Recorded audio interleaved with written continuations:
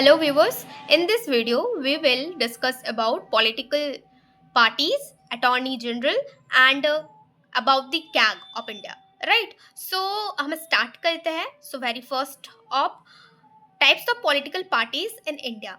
सो भारत में कितने टाइप की पार्टीज होती हैं? तो पार्टीज की यदि हम बात करें तो पॉलिटिकल पार्टीज में सबसे पहला राष्ट्रीय पार्टीज यानी कि नेशनल पार्टीज आती हैं. Second state parties and third is registered या फिर अनरिकॉग्नाइज्ड पार्टीज. अब नेशनल पार्टीज की क्राइटेरिया होती क्या है, नेशनल पार्टीज कौन बनते हैं, हम उनकी बात करेंगे. सो फर्स्टली नेशनल पार्टीज वैसी पार्टीज होती हैं जिनको इलेक्शन कमीशन ऑफ इंडिया से रिकॉग्निशन मिलता है. राइट मतलब election commission of India recognize करती है, जिन पार्टियों को दर्जा देती है, they are called the national parties. ठीक है, और ये पार्टीज 4 या 4 से ज़्यादा स्टेट में होनी चाहिए. ठीक है, उनका रिकॉग्नाइजेशन 4 या 4 से ज़्यादा स्टेट में होनी चाहिए. Then party is called the national party. Second, state parties कौन सी पार्टीज होती है? तो नेशनल की जो क्राइटेरिया है कि 4 या 4 से ज़्यादा स्टेट में उसका रिकॉग्निशन होना चाहिए and chief justice of India के थ्रू उसे रिकॉग्निशन दिया जाना चाहिए. राइट मिला हो तो वो नेशनल पार्टीज कहलाएगी. स्टेट पार्टीज होती हैं कि जो पार्टिकुलरली स्टेट के मुद्दों को उठाती हैं, रीजनल इश्यूज को रेज करती है. जैसे कि हम झारखंड के रिस्पेक्ट में समझे तो झारखंड में ट्राइबल पीपल्स के इश्यूज को अराइज करने का काम झारखंड मुक्ति मोर्चा करती है. That is why it is called the state party. Right so इस तरह से अलग अलग स्टेट, साउथ की हम बात करें तो द्रविड़ मुनेडम जस्ट करके द्रविड़ पार्टी आती है. राइट तो ऐसे बहुत सारी अलग अलग रीजनल पार्टीज, स्टेट की पार्टीज अपने स्टेट स्पेसिफिक रीजन को और रीजन के इशू को हाईलाइट करती है, रेज करती है. That is why those parties are called state parties. ठीक है, जैसे कि हम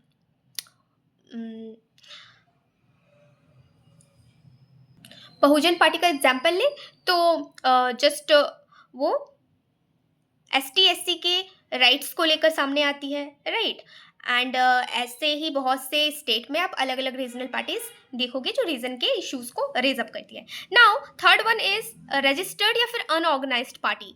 these are those party they do not have fulfilled criteria for national और स्टेट रिकॉग्निशन. मतलब छोटे मोटे कुछ पार्टीज होते हैं जब आप वोट देने जाते हो. राइट सो 18+ के जितने भी एडल्ट स्टूडेंट्स देख रहे हैं मेरे इस वीडियो को, सो ऑब्वियसली आप इलेक्शन में पार्ट लेते हो एंड जब पार्ट लेते हो so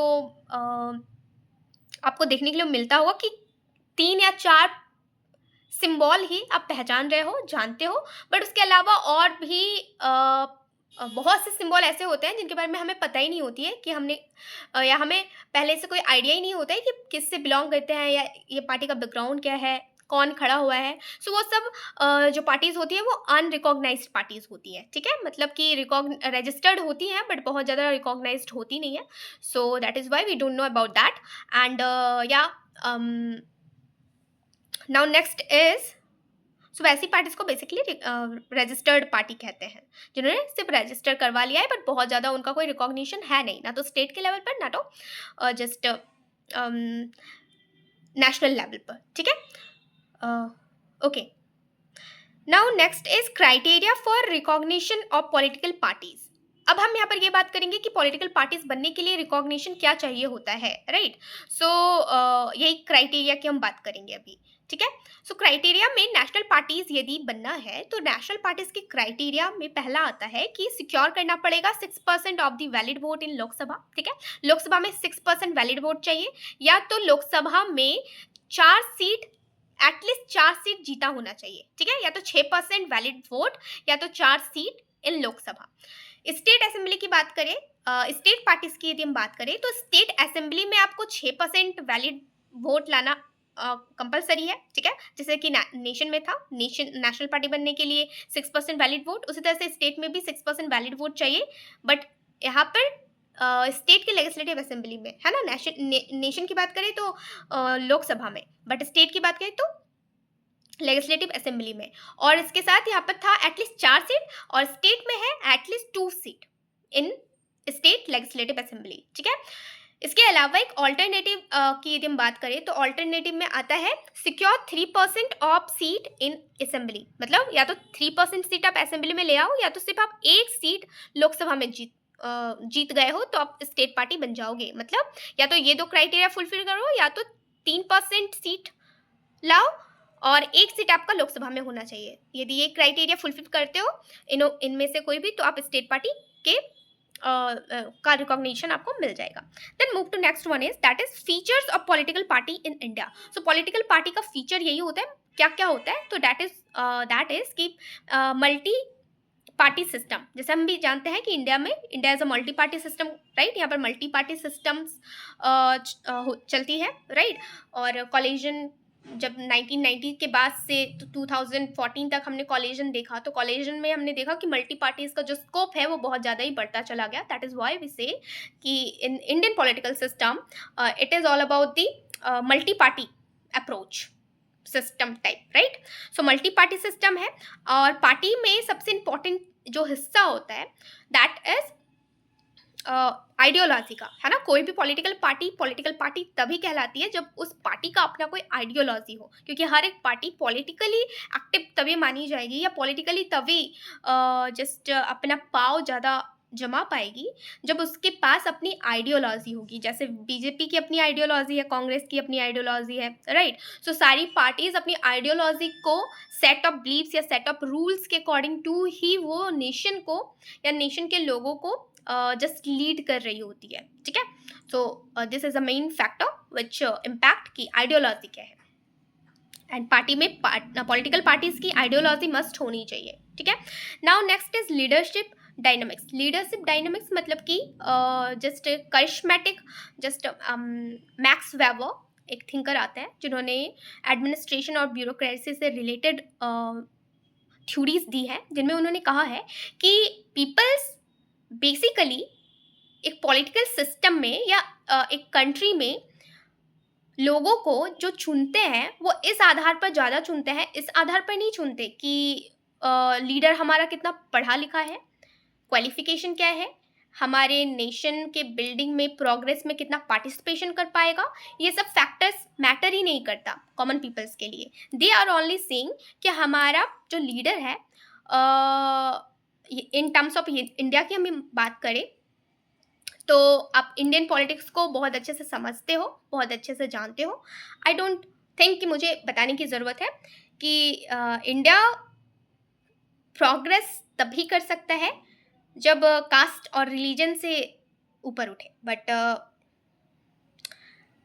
as being a political science student आप भी इस चीज़ को समझते हो, और मैं भी इस चीज़ को समझती हूँ कि हमारे देश में करिस्मेटिक लीडर होना मतलब कि किसी पर्सन के इन्फ्लुएंस में आकर लोग अपना सारा वोट उन्हीं को डिवोट करेंगे विदाउट नोइंग कि उनकी स्ट्रैटेजी क्या है, पॉलिसीज क्या है, लीड कैसे हो रहा है, कॉन्सिक्वेंसेस क्या है, नो मैटर व्हाट। बट करिश्मा से मतलब कि लीडरशिप जो आपके देश को लीड कर रहा है, राइट, हेड पोजीशन पर जो है उससे इन्फ्लुएंस रहते हैं। एंड उसके इन्फ्लुएंस की वजह से जस्ट लोग कॉमन पीपल्स अपने जस्ट वोट्स को डिवोट करते हैं। एंड और ऑल ओवर जो भी हो पॉलिटिकल रैलीज में जो भी स्पीचेस दी जाती है, I am really feeling very bad when I hear those speeches कि basically religion, basically casteism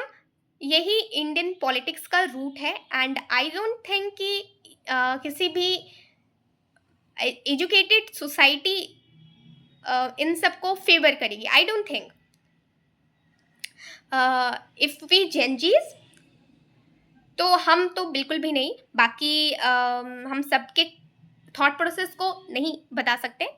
but या आप इंटेलेक्चुअल हो रहे हो, आप पढ़ रहे हो, आप सीख रहे हो, आप जान रहे हो, तो आप बकवास की चीज़ों को बर्दाश्त नहीं करोगे, right. So casteism and religion के आधार पर पॉलिटिक्स करना एंड कंट्री को ग्रोथ देना, आई डोंट थिंक सो कि कंट्री ग्रोथ लेवल पर जाएगी। रियल चेंजेस ग्राउंड पर देखे जाते हैं जो एडमिनिस्ट्रेशन के वर्क के आधार पर आता है। आज ही मैं जस्ट आई थिंक सो 1 या 2 वीक हो गए, बट मैंने जस्ट रील के थ्रू ये देखा कि टीना डाबी, राइट, टीना डाबी मैम, जो कि 2014 या 15 बैच की आईपीएस ऑफिसर हैं, उन्होंने राजस्थान में उनकी पोस्टिंग है थी। मैं इसको इसलिए ऐड ऑन कर रही हूँ इस टॉपिक को बताते हुए, बिकॉज आप देखो चेंजेस कहाँ से ब्रिंग आउट हो रहे हैं, कौन चेंजेस ला रहा है, वो कौन सा सेक्टर है सोसाइटी का जो एक्चुअल में चेंजेस को ब्रिंग आउट कर पा रहा है, don't on the basis of political parties and so on so that. तो उनको जस्ट उनकी एक स्कीम कैच दी रेन, उन्होंने स्कीम चलाया, जिस जगह पर उनकी पोस्टिंग है उस पोस्टिंग में उन्होंने वहाँ के लोगों को वाटर की क्राइसिस की वजह से कैच दी रेन करके उन्होंने बहुत सारे ऐसे रेन वाटर को सेव करने से रिलेटेड स्कीम्स चलाए, लाइक रिवर, लैक्स, पॉन्ड्स को रिस्टोर करा, water underground water tanks construct करा, एंड रूफ, हाउस के रूफ के ऊपर में भी वाटर टैंक्स, रेन वाटर को जस्ट सेव करने के लिए बहुत सारे इनिशिएटिव लिया गया उनके थ्रू। तो इस वर्क को देखते हुए उनको सबसे पहला वाटर संरक्षण, मतलब कि वाटर रिजर्वेशन या कंजर्वेशन के रिगार्डिंग उनको अवार्ड दिया जाता है by the president of India. So actual changes जो ब्रिंग करने का काम करते हैं ना, वो अब देखो कि कौन सा सेक्टर कर रहा है, ब्यूरोक्रेसी, एडमिनिस्ट्रेशन कर रही है, and it is not about कि आप रिलीजन के नाम पे या फिर कास्टिज्म के नाम पे आप वोट बैंक कर सकते हो, बट एक्चुअल ग्राउंड लेवल पर चेंज नहीं ला सकते, and it is the truth जो कि आज हम चेंजेस को समझ में आ रही है। एंड या और इस बात पर सोचा जाना चाहिए, because we need more accountability, authenticity, and obviously जो सही है वो सही है, जो गलत है सो गलत है, and we have the right कि हम ये बोल सके अपनी आवाज़ के साथ।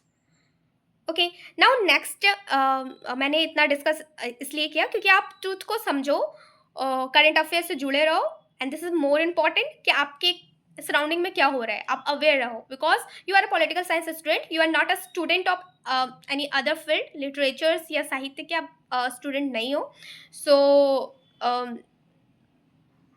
आपको सबसे ज़्यादा अवेयर होने की इसलिए ज़रूरत है क्योंकि आप करंट प्लस अपने सब्जेक्ट को लिंक करना आपको आना चाहिए, एंड या awareness is all about politics, right. That is why इतना जो मेरा स्पीच रहा है ये जस्ट इसको डिवोट करते हुए रहा है कि लीडरशिप को जस्ट लोग यहाँ के पॉलिटिकल सिस्टम में हमारे यदि हम अपनी इंडिया की बात करें तो ज़्यादा इन्फ्लुएंस होते हैं अपने लीडर्स से। So it is all about now next one is, but now we are Gen-Zs, so we have to understand it, right?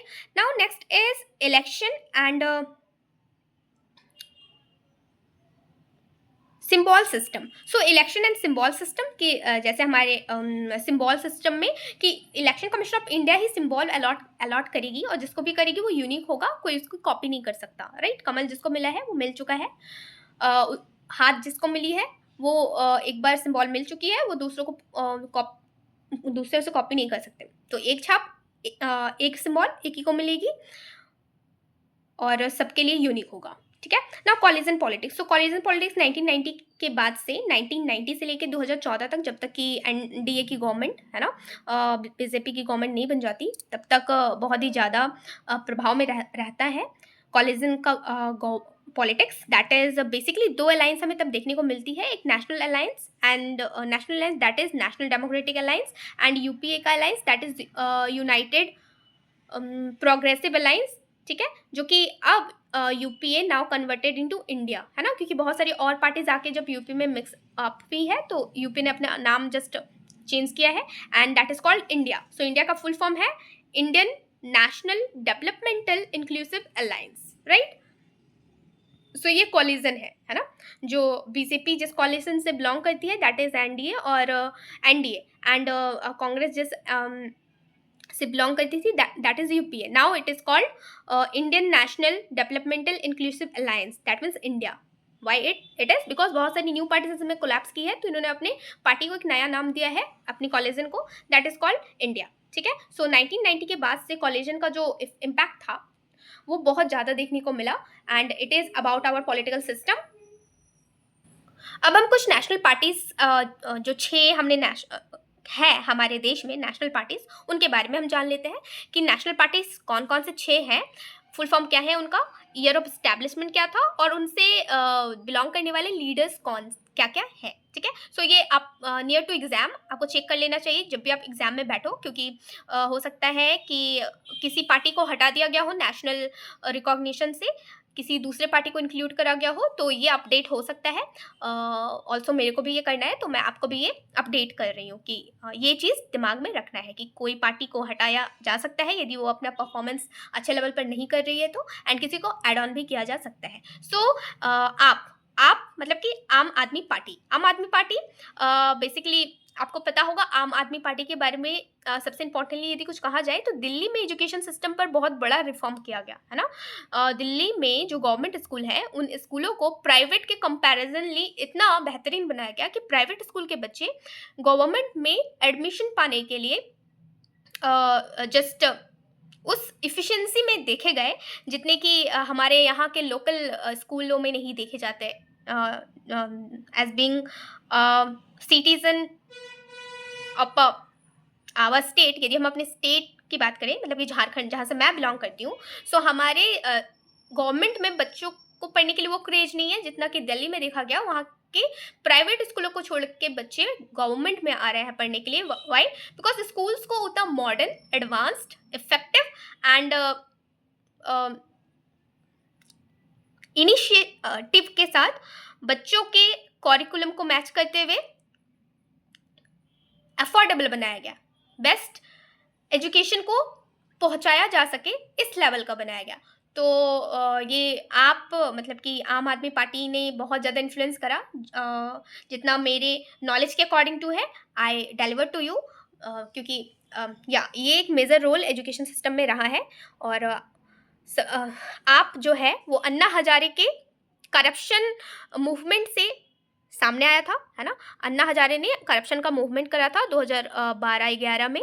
सो उस टाइम में आगे जाके ये पार्टी एक पार्टी फॉर्म करती है जो कि आप के नाम से आती है 2012 में, और इसके लीडर अन्ना हजारे नहीं कहेंगे हम, अन्ना हजारे तो करप्शन को जस्ट उसके लिए वो खड़े हुए थे, बट इसके जो लीडर है वो अरविंद केजरीवाल जी, राइट। तो अरविंद केजरीवाल आपके जस्ट लीडर थे, एंड आम आदमी पार्टी एक नेशनल पार्टी बन गई, राइट। एक छोटे से मूवमेंट से स्टार्ट होके एक पार्टी का फॉर्मेशन एंड रिफॉर्म्स की यदि हम बात करें तो एजुकेशन सिस्टम की, जैसे मैंने आपको बताया कि दिल्ली में बहुत बड़ा एजुकेशन सिस्टम को चेंज करने में आप पार्टी का रोल रहा है, राइट नाउ। एंड ये ऐसे चीज़ों और ऐसे इनिशिएटिव्स की ज़रूरत है ना। जैसे हाल ही में एक करंट अफेयर्स जस्ट मैंने पढ़ा था कि केरल को पॉवर्टी लेस स्टेट का दर्जा मिला। वाई? बिकॉज वहाँ की गवर्नमेंट ने डेवलपमेंटल अप्रोच पर काम करा। Developmental approach is given by the Amartya Sen. He stated that peoples को किसी भी स्टेट में लोगों के आप क्षमताओं पर यदि ज़्यादा फोकस करोगे,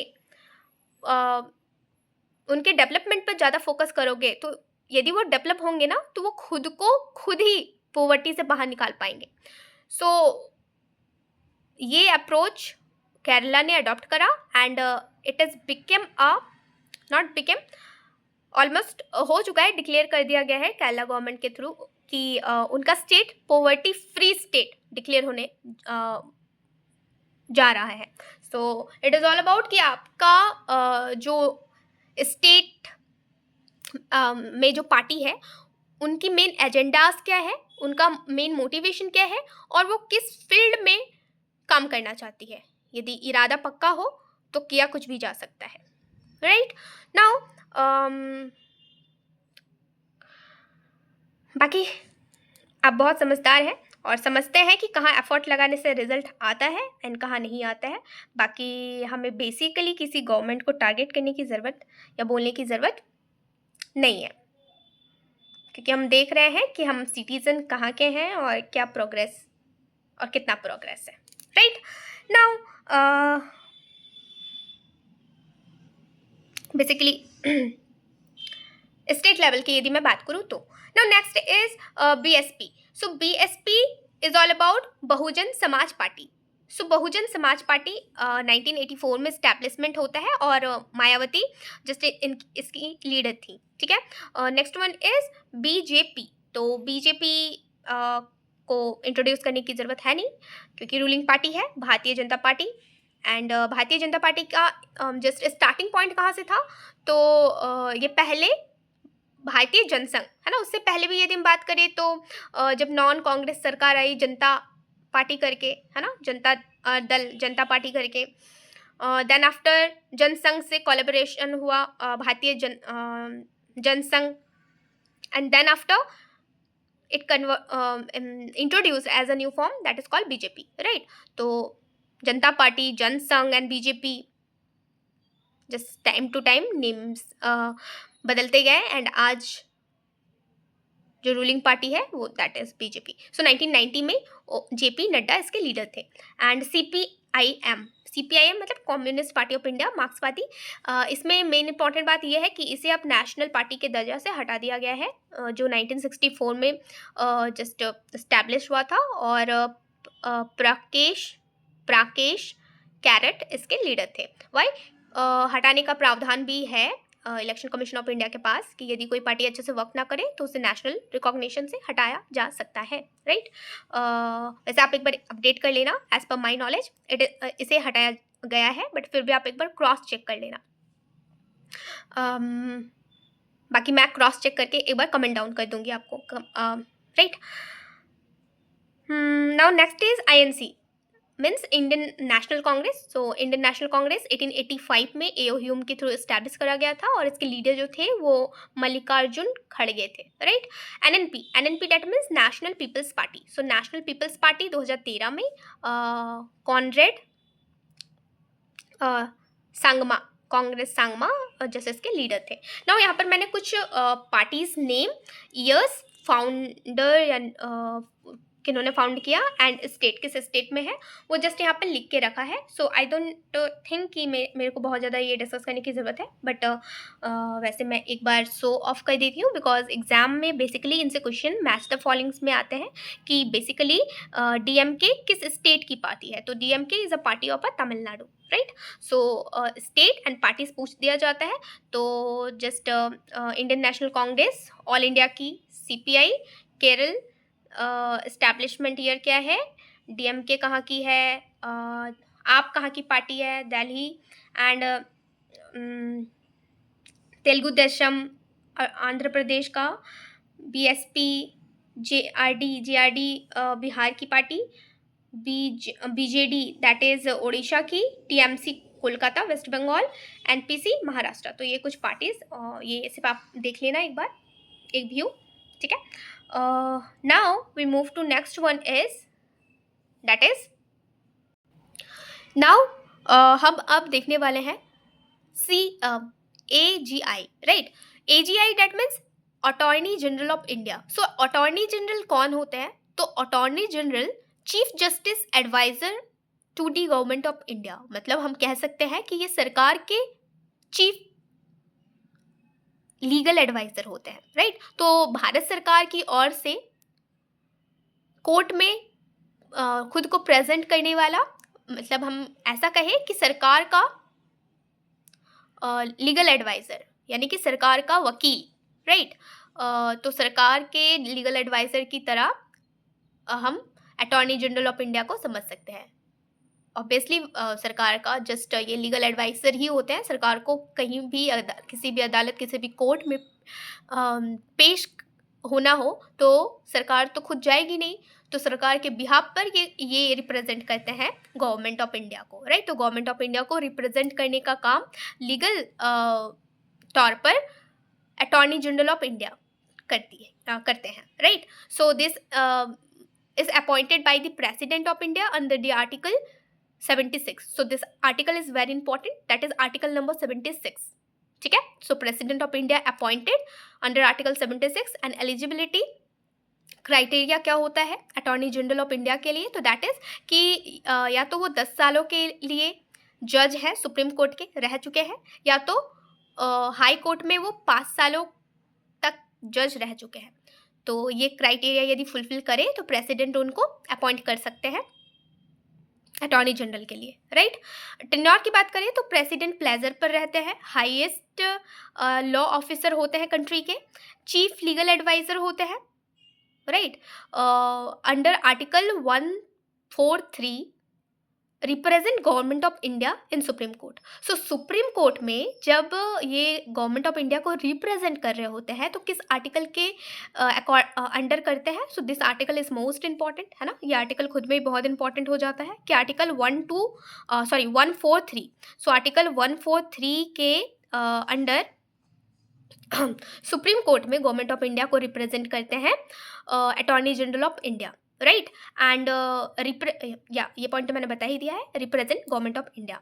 सो अभी रिसेंटली AGI से जो करंट अफेयर्स है दैट इज़ कि अभी हमारे करंट में जो AGI है that is R Venkataramani, right. तो R Venkataramani is the current AGI of India.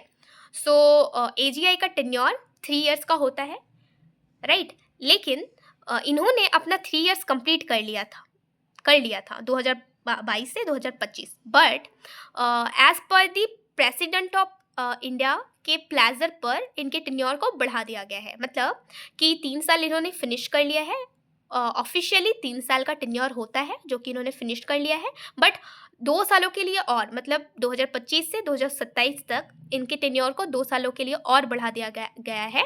Y? क्योंकि जैसे कि अभी हमने देखा कि इनका जो टेन्योर होता है वो प्रेसिडेंट के प्लेजर पर होता है, मतलब प्रेसिडेंट जब तक चाहे तब तक ये अपने पद पर रह सकते हैं। तो 3 साल कंप्लीट करने के बाद भी अपना टेन्योर, इनका बेसिकली जो टेन्योर होता है वो 3 सालों का होता है, पर 3 साल कंप्लीट करने के बाद भी 2 सालों के लिए और बढ़ा दिया गया है by the pleasure of president AGI के टेन्योर को, राइट। तो ये करंट अफेयर्स था एंड करंट अफेयर्स से रिलेटेड इनके टेन्योर को बढ़ाया गया है, वो भी मैंने आपको जस्ट अपडेट कर दिया। नाउ मूव टू फर्दर कि इनके पास कुछ राइट्स होती हैं। अब इनके पास क्या राइट होंगी? तो इनके पास राइट होता है right to audience in all courts, मतलब कि हमारे कंट्री में, इंडिया में जितने भी कोर्ट्स होते हैं उन सारे कोर्ट्स के रिकॉर्ड को सुन सकते हैं, है ना। मतलब कोर्ट में जाके उपस्थित हो सकते हैं और वहाँ के जस्ट जो भी मुद्दा चल रहा हो, जो भी डिस्कशन, जो भी डिबेट, जो भी पॉइंट रखा जा रहा हो उसको वो सुन सकते हैं। सो किसी भी कोर्ट में उनको जाने की अनुमति होती है, कोर्ट को अटेंड करने की अनुमति होती है, right. And the most important कि दूसरा राइट जो है कि right to speak and to take part in proceeding of both the houses of parliament, मतलब कि पार्लियामेंट के दोनों हाउस, लोकसभा और राज्यसभा, दोनों हाउस में उनको बोलने का, साथ ही प्रोसीडिंग में पार्ट लेने का भी अधिकार होता है। किनके बारे में हम पढ़ रहे हैं? अटॉर्नी जनरल ऑफ इंडिया, है ना। सो अटॉर्नी जनरल ऑफ इंडिया को ये 2 राइट होता है कि किसी भी कोर्ट में जा सकते हैं और लोकसभा या राज्यसभा में दोनों ही हाउस में बोलने का और प्रोसीडिंग में पार्ट लेने का जिसने इनको राइट होता है। और ये इंजॉय कर सकते हैं सारे प्रिविलेज और इम्यूनिटीज़ को, मतलब कि जैसे कि लोकसभा या राज्यसभा में मेंबर्स को प्रिविलेज मिला रहता है कि वो कुछ भी बोल सकते हैं, उनके विरोध में जस्ट कोर्ट में उन्हें, उनके स्पीच को चैलेंज नहीं किया जा सकता। उसी तरह से ये भी कोर्ट में कुछ भी बोल सकते हैं। इनको भी जब लोकसभा या राज्यसभा में ये पार्ट लेते हैं तो इनको भी कुछ भी बोलने का जस्ट फ्रीडम होता है, right. Now solitary general of India, अब ये क्या होता है? सॉलिटरी जनरल ऑफ इंडिया, जैसे कि अभी हमने AGI पढ़ा, अटॉर्नी जनरल ऑफ इंडिया, तो अटॉर्नी जनरल ऑफ इंडिया तो सारा काम खुद से नहीं कर लेगी ना, बहुत से काम होंगे, बहुत से जस्ट ऐसे चीज़ें होंगे जहाँ पर इनको किसी का हेल्प चाहिए होगा, तो जब अटॉर्नी जनरल ऑफ इंडिया को हेल्प चाहिए रहता है तो उनके हेल्प के लिए just second highest legal officer जो होते हैं वो होते हैं सॉलिसिटर जनरल ऑफ इंडिया। ये कॉन्स्टिट्यूशनल बॉडी नहीं होती है, ठीक है। सो इसलिए हम इसे कॉन्स्टिट्यूशन के आर्टिकल में नहीं देखते। सो ये जस्ट ऐड और सपोर्ट के लिए होता है एजीआई का। तो एजीआई के हेल्प और सपोर्ट के लिए सॉलिसिटर जनरल होता है जो सेकंड हाईएस्ट लीगल ऑफिसर माना जाता है। नाउ स्टेट लेवल पर यदि हम बात करें तो स्टेट लेवल पर जो स्टेट गवर्नमेंट को जो लीगली रिप्रेजेंट कर रहा होता है कोर्ट्स में, दैट इज एडवोकेट जनरल। तो एडवोकेट जनरल कौन होता है? जो स्टेट गवर्नमेंट को लीगल तौर पर कोर्ट में रिप्रेजेंट कर रहा होता है, राइट। सो स्टेट में जो सरकार होता है,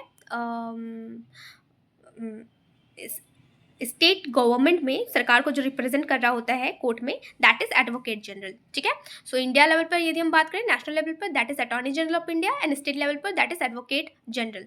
सो ये हाईएस्ट लॉयर होते हैं इन द स्टेट, है ना, लॉ ऑफिसर होते हैं स्टेट में, और इनका आर्टिकल होता है 165। अटॉर्नी जनरल का जस्ट हमने देखा था अभी कि सुप्रीम कोर्ट अटॉर्नी जनरल का आर्टिकल होता है 76, और यदि अटॉर्नी जनरल सरकार को रिप्रेजेंट कर रहे होते हैं सुप्रीम कोर्ट में तो that is come under article 143, है ना। और स्टेट में एडवोकेट जनरल का जो आर्टिकल होता है वो 165 होता है। जिस तरह से सेंटर में अपॉइंट करते हैं एजीआई को प्रेसिडेंट, उस तरह से स्टेट में करते हैं गवर्नर, ठीक है। एलिजिबिलिटी इनका होता है कि इस हाई कोर्ट का जज बनने के जस्ट काबिल हों। नेक्स्ट हम जानेंगे कैग के बारे में। Now what about CAG?